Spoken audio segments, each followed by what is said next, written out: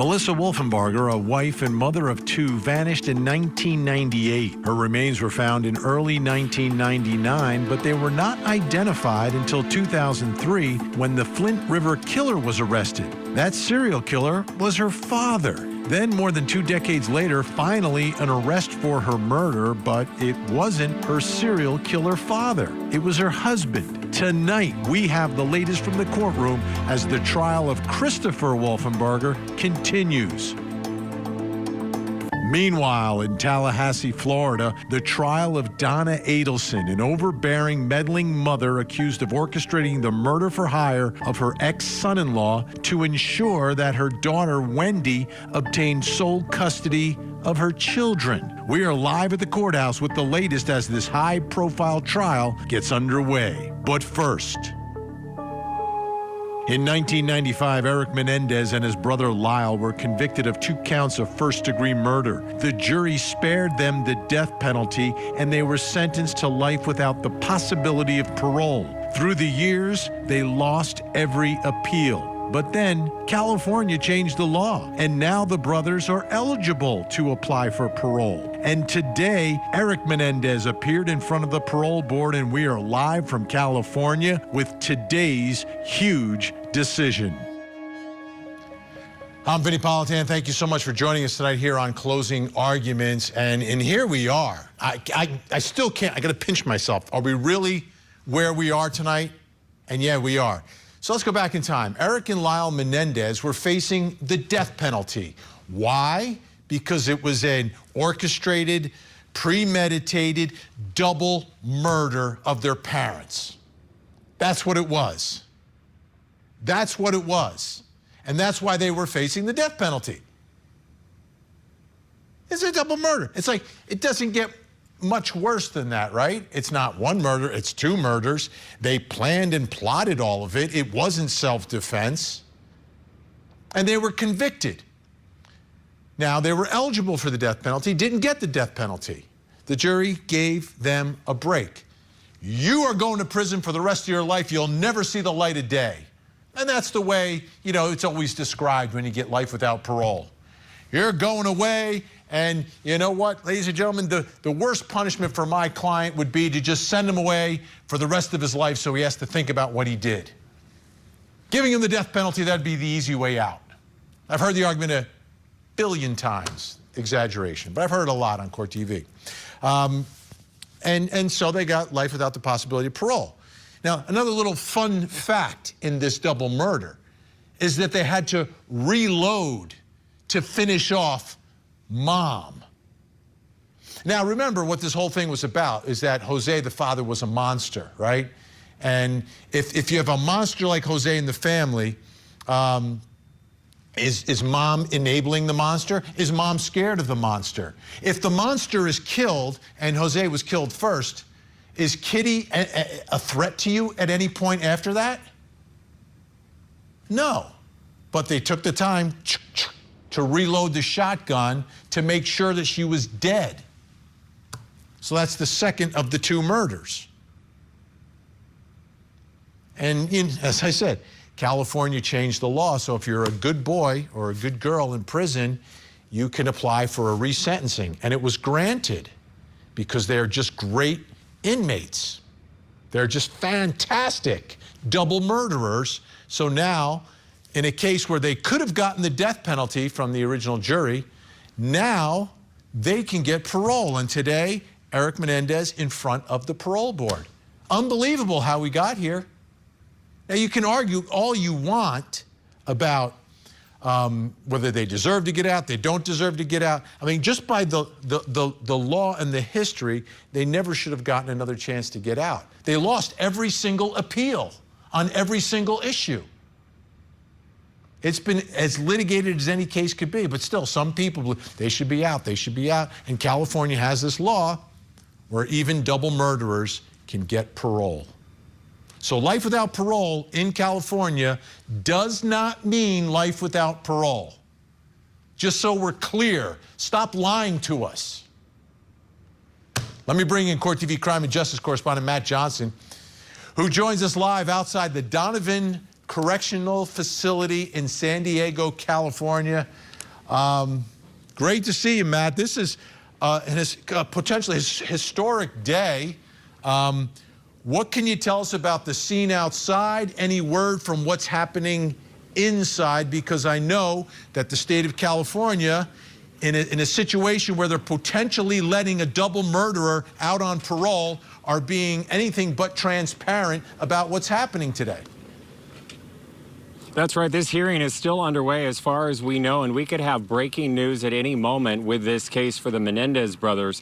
They hope that they are one step closer to walking out these prison doors here in the Otay Mesa of San Diego County. This is on the border of the U.S. and Mexico.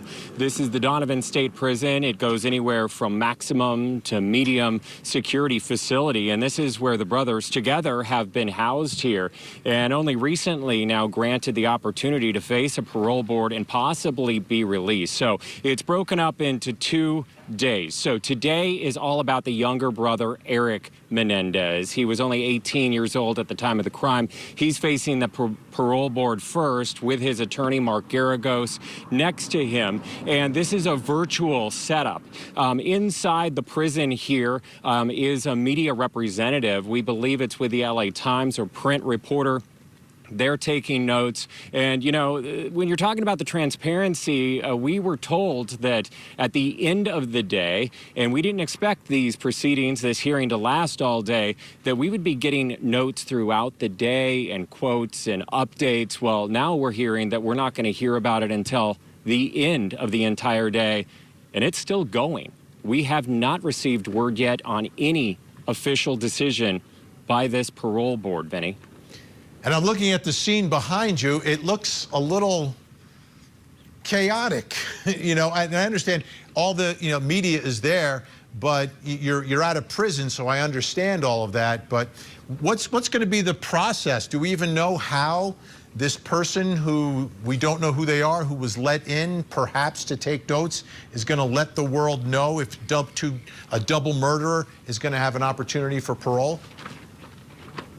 Yeah, it's going to happen one of 2 ways, and that's really not clear at this point in time. They're either going to come out and share their notes with us and talk about what they saw, or we're going to be alerted through an email, and we're going to receive notes all at the same time. We did have to sign up through a special website and email. But you were looking at that video. Yeah, you have news media from not just Southern California here, but you have media from all across the country. This is an international story. This is drone footage shot by Court TV earlier today. So each side, or each brother rather, is going to have an opportunity to address the parole board. Eric has the opportunity to address the board and assess whether or not he poses an unreasonable risk to the public if released, a danger to society. That's what this board is going to evaluate at the end of the day. Also, motivation for the crime, signs of remorse. That's something that DA Hochman had criticized with the brothers, saying that they shouldn't be released because they never took accountability. Well, family members are saying that they did, so that's where the narratives have been on that. And then there also the behavior here at Donovan State Prison. While their time here will be evaluated by this board, and then decision rendered, and hopefully we can break that news tonight. Yeah, absolutely. Who's going to speak at this hearing, or who's permitted to speak? Yeah, so we have Eric and Lyle Menendez in each of their parole hearings. Today, again, is just Eric, and their attorney's allowed to sit with them. And then everyone appears virtually, and including the board. But as always in parole hearings, survivors of the victims, they're allowed to address the court or make victim impact statements to the parole board. And we expect that with several family members, because you had more than 20 Menendez family members that were making statements at the resentencing that took place in May in Van Nuys Courthouse in LA County earlier this year, which led to this point in time. So we're expecting to hear from those family members that have been very consistent in their messaging. Take a listen. They've apologized to us repeatedly over the years and have exemplified growth and healing. They've lived with accountability every day, all while knowing that if they'd have all of that, while never knowing they'd ever have a chance at release. I really hope that this sets the precedent for other LWOP inmates who have shown transformation and change.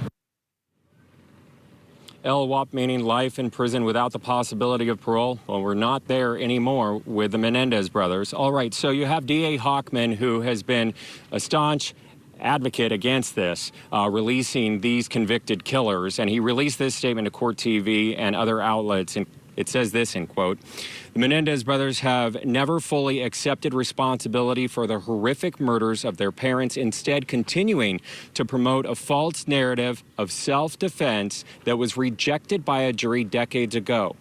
We have consistently opposed their release because they have not demonstrated full insight into their crimes or shown that they have been fully rehabilitated and therefore continue to pose a risk to society.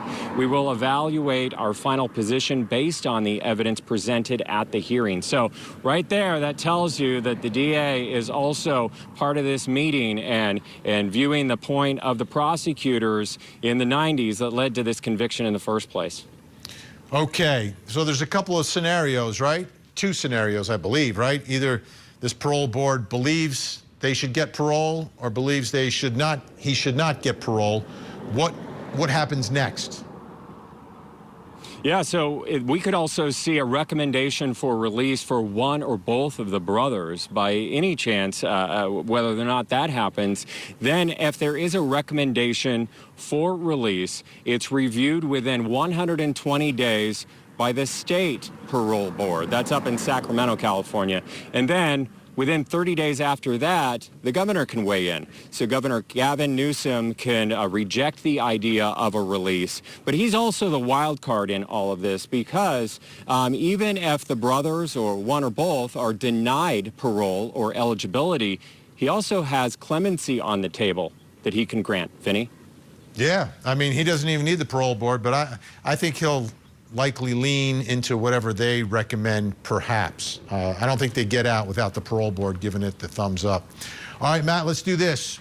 I'm going to speak to my guests right now, but if you hear anything, boom, I'll drop whatever I'm doing. Matt Johnson will report the results of Eric Menendez's hearing today. Thanks so much. Matt is outside the prison out there. Whew. Strange, really strange how all this has taken place. To me, this is a time where it should be the ultimate in transparency, right? Let's bring in our think tank. Longtime Massachusetts attorney Rick Grundy and trial attorney Alexis Rosenberg. All right, am I crazy? Am I crazy that I don't care what your rules are, but my goodness, we've had cameras in parole hearings in California years ago, so I know it can be done. This parole board is deciding whether or not to recommend a convicted double murderer who was facing the death penalty, was given life without the possibility of parole, and they're deciding whether or not he should get parole, yet the public is excluded from from seeing and hearing the entire process here. Is that outrageous, Alexis? I'm going to say yes. I think that there should be transparency. I think the public should be able to see what's going on inside and not just get what Matt said, this email or some sort of note that's being slipped. It really doesn't make much sense. I mean, this has been out in front of the public the whole entire time. Yeah, and Rick, the other thing is, you are giving a break to someone who has already taken 2 lives. Like, I don't know what the allegations here of things that need to be secret or private. Like, this is the time when our government, who may send back out onto the street, into our streets, and he'll be likely able to go to any state he wants to go. So it's not just California, but you're letting a convicted double murderer out potentially. Shouldn't we be privy to see exactly the process, the questions, the evidence? Of course we should, Vinny, and I think this is a reflection of a larger problem, and that is the politicization of prosecutions.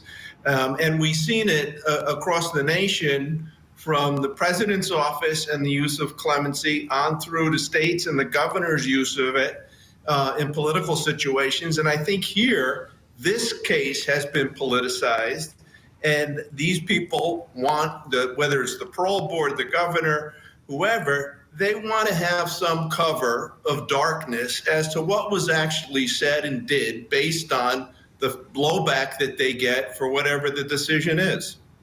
Yeah, and California changed their law. I get it. I don't agree with their law. I don't think double murderers should get a second chance. But California, they elected the people who passed this law and said this is the way we want to administer justice. Okay, that's fine. But there should be some level of an obligation to the public as to why you would or would not let out a double murderer. For two reasons, Alexis, I see. On the one reason is the safety of the public, right? So we kind of believe, okay, we see how this system's actually working. That's number one. But number two, to make sure that whatever standards are applied to killers who get a second chance is applied evenly across the board. And rich kids from Beverly Hills who have celebrities speaking on their behalf don't get some sort of special treatment, right? Isn't that another reason for this for transparency here? I totally agree with you, Vinny. I mean, I think then we even saw with the Diddy trial that the cameras weren't allowed in that court either. And this does seem to be a trend that I totally disagree with, because the public has a right to have access to those courtrooms. But you bring up a very valid point. Would this be happening if these two brothers were African American? Would the same thing be taking place right now? And I got to say, I'm not so sure that would be the case. Yeah, I don't know how California is going to apply this new law where they let killers out, but the public should see it. Hey, guess who's joining us? Criminal defense attorney, former prosecutor, Dave Schnipper. There he is. Okay. I'm back. Now we have a full quorum now, so we can get some work done here, David. What are your thoughts? California, I accept it. California decides how they want to run their state, and they don't believe in life without the possibility of parole. There's always a chance now in California. Always a chance. If you don't sentence them to death, there's always a chance that they can get out in California. That's just the way they're running their state, which is fine. But David, do you believe it should be a much more public process than what we're getting here, which is one reporter going in, taking notes? We're not seeing or hearing the testimony. We're not seeing or hearing the evidence. We're not listening to what the parole board is asking this double murderer. We're not hearing what the double murderer is saying. And they may recommend, I don't know what they're going to do, but they may recommend that the double murderer be allowed to walk free. That may be their recommendation. I'm not comfortable with that. How about you, David? No, believe it or not, this happened 36 years ago and one day ago, August 20th, 1989. And how long ago this happened, the sitcom, the Beverly Hills 90210's first episode was in 1990. That's how long ago this happened. But I think, and I heard one of my colleagues say, it's, we love like the media coverage and how they become so popular, and sort of like how Ted Bundy's popular, Richard Ramirez, the Night Stalker, became popular. There's some fascination with but there's a difference here, David. They became infamous. These guys became popular, right? And there's people. No one was ever asking for Richard Ramirez to be released. No one wanted Ted Bundy out. Yeah. But a lot of people want these guys out. Maybe they deserve it. One of the jurors in the first trial believes that they should be out. I get it. But the process seems too secret to me. Like, I don't trust the result without seeing the process. Well, then somebody once said the government's the new mafia, right? I mean, the government's going to do what they want to do. But I think the angle here is the sexual abuse, right? The whole thing is, was there any evidence that the father, Jose, really sexually abused them, which would give a motive for them to do what they did? Some people think that would maybe be reasonable. And I think that is why some people think that, A, they spent 35 years in prison. I don't personally believe that. But I think that is sort of like the empathy that people have with the Menendez brothers. If you really believe that they were sexually abused by their father, where their mother sat there and knew about it, and that is their defense, right? That's what they have always said. Now, I don't think there's any evidence that ever really shows that, but I think that that's the angle that some people that are talk about, well, maybe they, deserve to be paroled. I certainly don't believe that. I mean, they're cold-blooded. I think it may happen. I think it may not happen this time. It could happen down the road. It may not happen at all. But California has chosen this route for their murderers, just so folks know and understand. They've carved out a way for murderers to get out if they're good boys and girls while they're in prison. All right, Think Tank is staying with us. When we come back, Donna Adelson, jury selection, live report. Julia Janae is down in Tallahassee. Plus, coming up next hour. Tonight on Vinnie Politan Investigates the disappearance of little baby Emmanuel. Mom says he was abducted, and tonight we take a look at her body language. Does Mom's story make sense? Are there any signs of deception? Tonight, we investigate. Join Court TV's Vinnie Politan with the latest and breaking true crime stories. Now, let's look at the other side of all of that. Vinnie Politan Investigates. Tonight, 9/8 Central, only on Court TV. Donna Adelson is facing charges of murder, the death of her former son-in-law.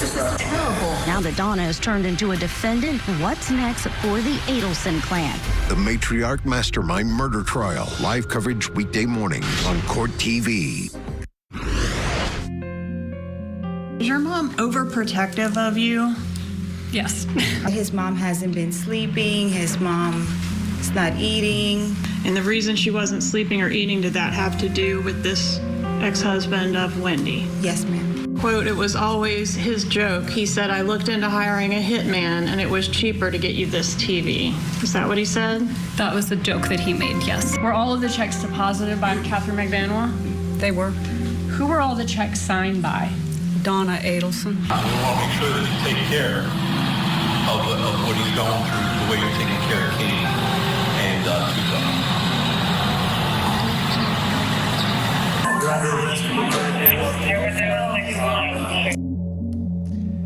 All right, folks, it's happening down in the capital of Florida, Tallahassee. And Donna Adelson, the matriarch of the Adelson family from South Florida, from 480 miles away, on trial for being the alleged, I don't know, almost like it's like the grandmother version of the Godfather, pulling the strings to have her son-in-law, Dan Markel, murdered so her daughter could have sole custody of their children, not in Tallahassee, but down in South Florida.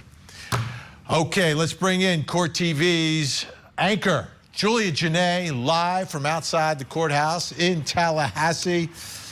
Here we go, Julia. I mean, we're back. It's happening. What can you tell us about the jury? And my understanding is we have a jury?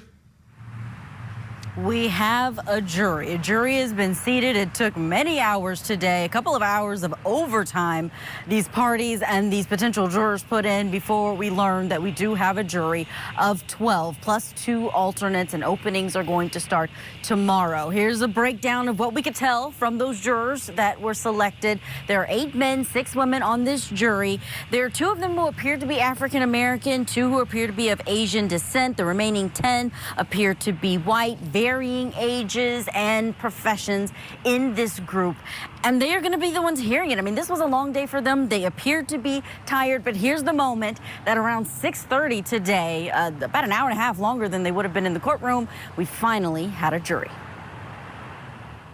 Do you solemnly swear or affirm that you will well and truly try the issues between the state of Florida and this defendant and render a true verdict according to the law and evidence? If so, say I will. I will. Thank you. You can be seated.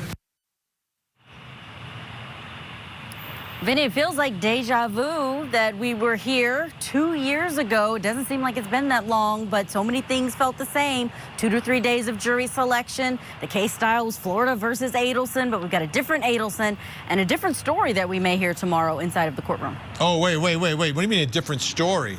So the Adelsons are going to have a different version of what happened here? I would wouldn't say a different story overall, but I think there's more to the story we're going to hear. I think there are different layers that perhaps the state will be able to bring out. And I don't know if Donna Adelson's team is going to stick with the Charlie Adelson blackmail theory. I mean, this is a completely different legal team that is not beholden to Charlie at all, is not beholden to trying to protect the entire family the way her former attorney, Daniel Roshbaum, likely was doing. So we'll see. You don't want to miss it tomorrow. 8:45 a.m. is when they're going to get things up and running inside of that courtroom. Yeah, so we were wondering, what was Charlie's defense going to be? And it was, yeah, the money was paid, but it was an extortion deal. They were going to come after us, and they took out Dan Markel to sort of send a message, and then we paid money so we wouldn't be harmed, or, it's crazy, but that was the story. I mean, if there's a different story, Julie Janae, then the whole world should be 100% convinced that they're guilty, because the story shouldn't change. Because if it's either extortion or it's not, and if it's not extortion and it's something else at this trial, then we're just fishing. We're throwing spaghetti against the wall. We're hoping that it's not al dente and something sticks. Okay. Today, I understand they showed an image on the screen. What was that? Oh, yeah, the image of Donna Adelson. So we, of course, have seen her inside of the courtroom. She looks a lot different than she did back when she was arrested, back when that bump video happened, the undercover operation. This is what the defense put up on the screen, their PowerPoint in front of these potential jurors, to really show them what this case is about. State of Florida versus Donna Adelson. And, of course, we all took notice of the popsicle in the corner of this photo that they chose to use. I mean, it's a smiling photo of Donna. It appears to have been many years ago that it was taken, and it looks like a very young kid's hand that's holding that popsicle, so it could be one of her grandchildren that's in this picture with her that's cropped out with the popsicle left in. And who knows, Vinny, the defense could be wanting to make sure this jury sees her as this lovable grandmother, not this overbearing, over-involved mother who planned her son-in-law's murder. Yeah, well, if you want to play up the grandma thing on that picture, you better, cut back on the filter. I know that filter. I've used it a couple times. It takes a few years off you. Yeah, okay. All right. So it all starts tomorrow morning, Julie Janae. Tomorrow morning, 9 a.m., but I'll be looking to see if there are any new things that come out in those opening statements, because we know the defense has said in pretrial that, yes, Donna plans to testify. She wants to testify. They've been trying to protect certain things in terms of her being in jail. She needs to have the rest so she can be ready to testify. But we have never heard her on the record. We've also never heard in terms of about Dan's murder. She's talked about other things, but not about Dan's murder. But also her husband, Harvey, there. He was sitting inside of the courtroom again today. We hadn't seen that during Charlie's trial. Harvey and Donna elected not to even come to Tallahassee during their son's murder trial, assumingly that's because they didn't want to be arrested. But now that Donna's been arrested, Harvey's not staying away. So we're seeing him in this courtroom throughout the trial. And finally, jail informants. We heard a lot about that today during these questions from the attorneys, whether or not these jurors, how they feel about jail snitches, whether or not they hold their testimony in a certain light. So that is suggesting that we might be hearing from an informant that we've heard a lot about, Drina Burkhart, who was inside of the Leon County Jail with Donna and came forward to authorities saying she could get information out of her. All of the motions on this have been redacted, so we don't know what all information she has, but that could be coming out. That's fast. That's a big difference, right? That's a big difference. And that's information they didn't get until they arrested her. Julie Janae, thank you so much, working late. We appreciate it. We'll see you tomorrow. Wow, big day tomorrow, folks. Let's bring back in our think tank. Still with me, Rick Grundy, Alexis Rosenberg, and David Schnipper. Let me ask you, Rick, you arrest someone for murder, and then you get more evidence after you arrest them, and it's a jailhouse informant.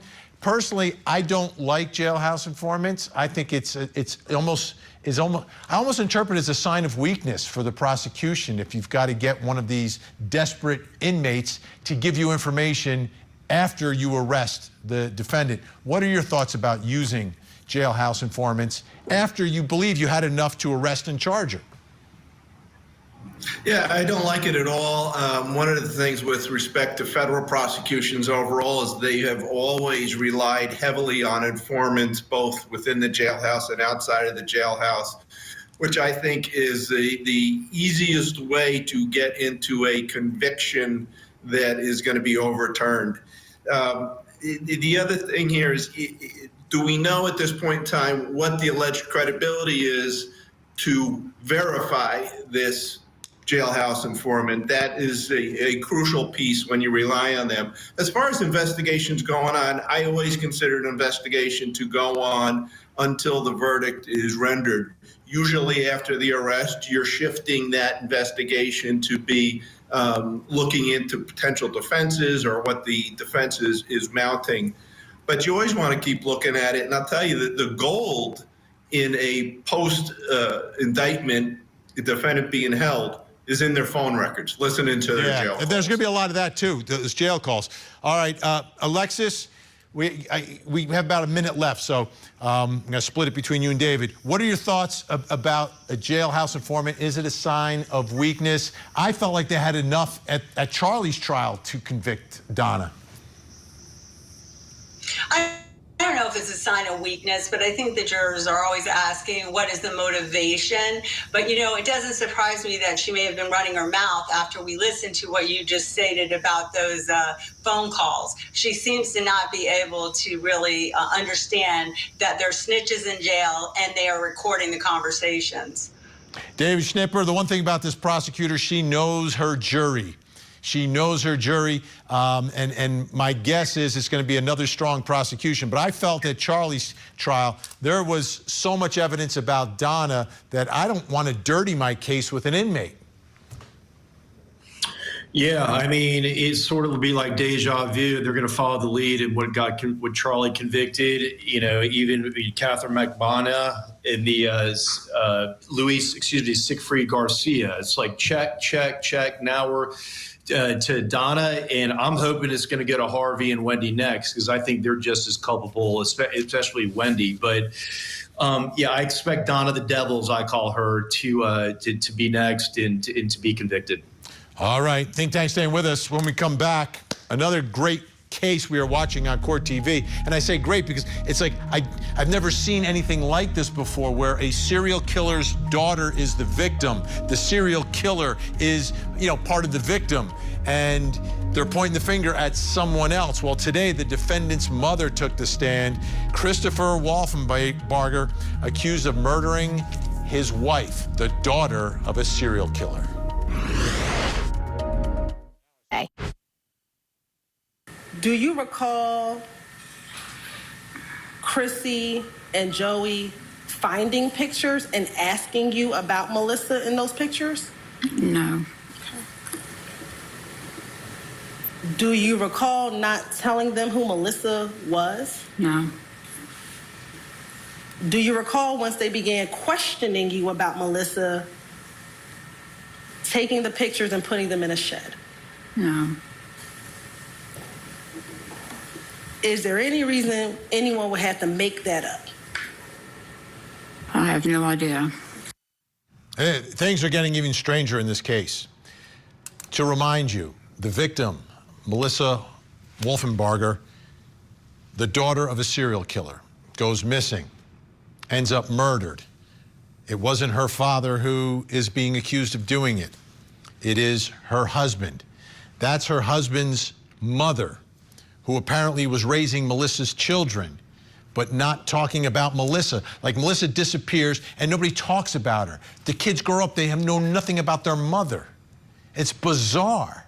It's absolutely bizarre, but perhaps incriminating against this defendant, even though he's pointing the finger at the serial killer father and perhaps his wife, who helped him plan a couple of the murders and dispose of some of the bodies, but got an immunity deal. All right, now here's Joseph Wolfenbarger. He is the son of Melissa, the victim, and Christopher Wolfenbarger, the defendant, the husband accused of murdering his wife. He was very young when his mom disappeared. Here's some of his testimony. Did you grow up with Kathy Wolfenbarger in her household? Yes. Okay. Do you remember at any time growing up, say around the early 2000s, that she took all the pictures of Melissa Wolfenbarger down from your house? I don't really recall ever seeing pictures of her, like, in the house. Okay.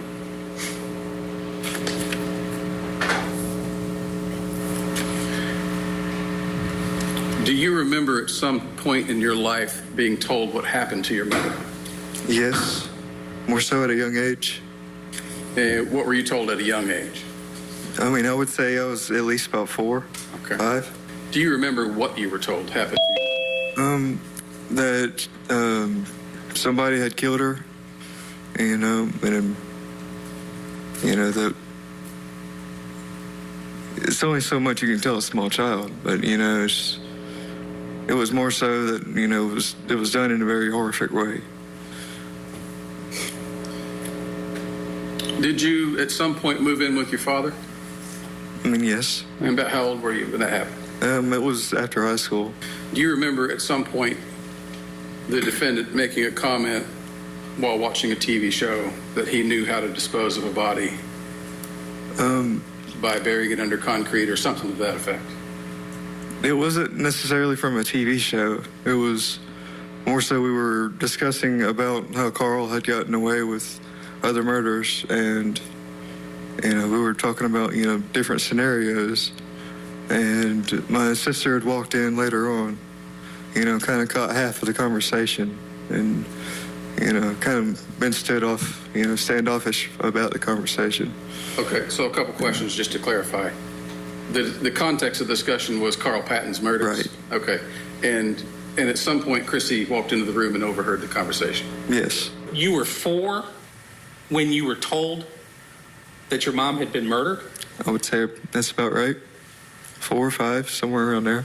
And you were told by Kathy Wolfenbarger, correct? Not really. I mean, it was more so of Rachel. Like she got more into detail with it. Okay. But I mean.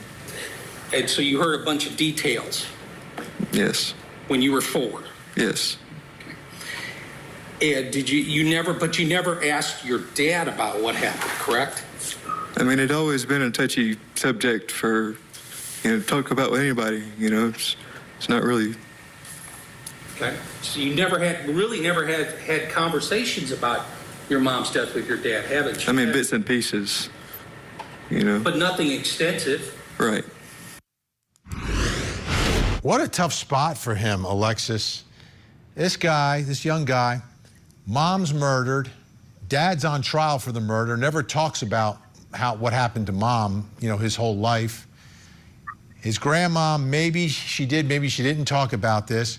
Grandpa's a serial killer. The other grandma helped the serial killer. This poor guy, what a life. So this is all being played out in front of the jury. How does it impact the jury in trying to decide what happened to his mom, Melissa? Well, I think, as you said, the jury's going to feel very sad for him. It's just bizarre. What's in the water there? This is just a crazy story. There was also testimony from the grandmother, interestingly enough, that not only did they not talk about his mother, but also somebody broke into the garage and stole all the pictures of the mother, which is really strange, and 2 lanterns, I believe. That's all they took, allegedly. So, it seems like they just wanted to, for whatever reason, make the mother disappear. They're not talking about her. You've got 2 young kids. You would think that they would want to keep the memory of the mother alive for them, but that was not happening. Yeah, David Schnipper, this is a bizarro world that we're living in, but I don't think it helps this defendant at all.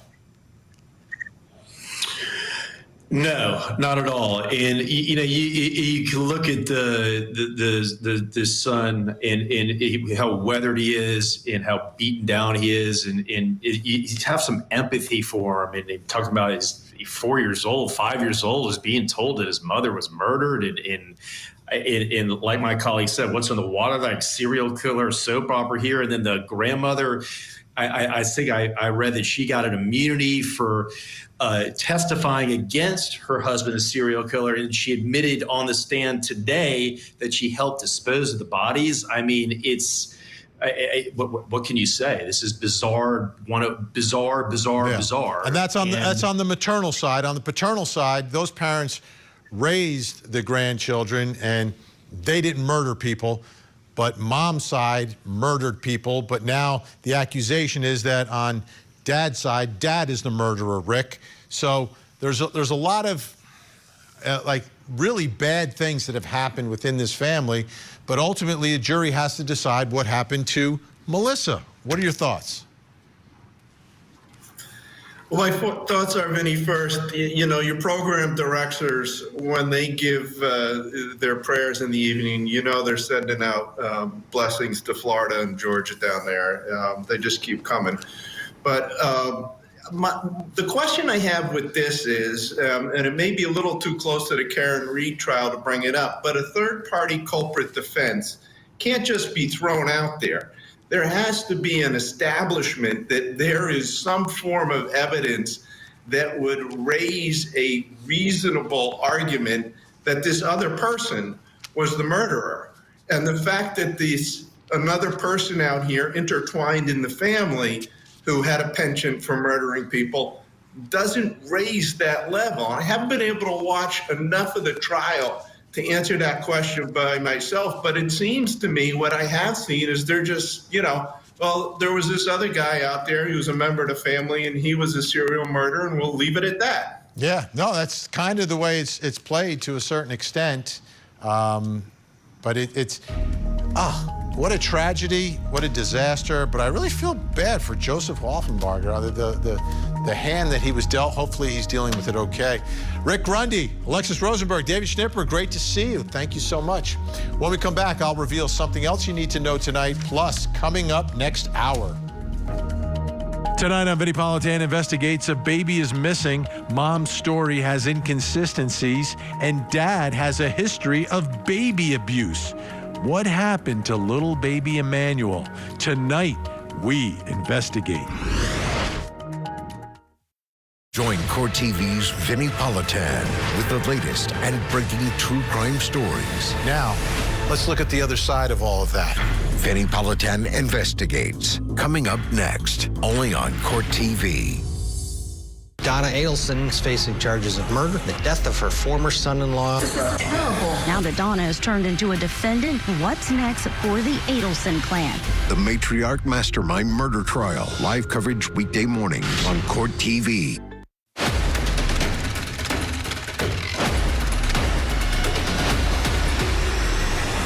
Welcome back. Time to reveal something else you need to know tonight. Let's take a look at the big board. Oh, look who's being sexually harassed. The Idaho 4 killer, murderer, mass murderer getting sexually harassed. Take a look at this. A handwritten complaint obtained by the New York Post, a resident concern form. I wish to discuss if I may be transferred to another AC seg setting such as B Block, not engaging in any of the recent flooding, striking, as well as being the subject of minute-by-minute threats and harassment. On that basis, Unit 2 of J Block is an environment that I wish to transfer from. People magazine reporting this, that he complained of sexual harassment in a note to a prison guard after an inmate allegedly told him, "I'll bleep, bleep you." He also accused another inmate of saying the only bleep we'll be eating is the killers. Unbelievable stuff. And then he's also, he's a vegan and he's complaining about the food. He's complaining about the food. I have not received all items of my food trays, again from people. He wrote saying that he brings up these issues and no one even contacted the kitchen. The policy book confirms items missing which are pointed out during service will be replaced. The guy's reading the handbook and trying to get more food. Anyway, we'll keep you up to date on that. All right, take a look at your screens. We have a missing child who needs your help. This is Dominic Heffernan, missing out of Cleveland, Ohio, only 15 years old. If you see Dominic, pick up the phone, make a call, make a difference, 911, 1-800-THE-LOST, or you can call the Geauga County Sheriff's Office. That number's up on the screen. Let's see if we get Dominic to a safe place tonight. Don't go anywhere. We have another hour of live true crime. Vinny Politan Investigates is next. In the meantime, please don't forget to hug the kids.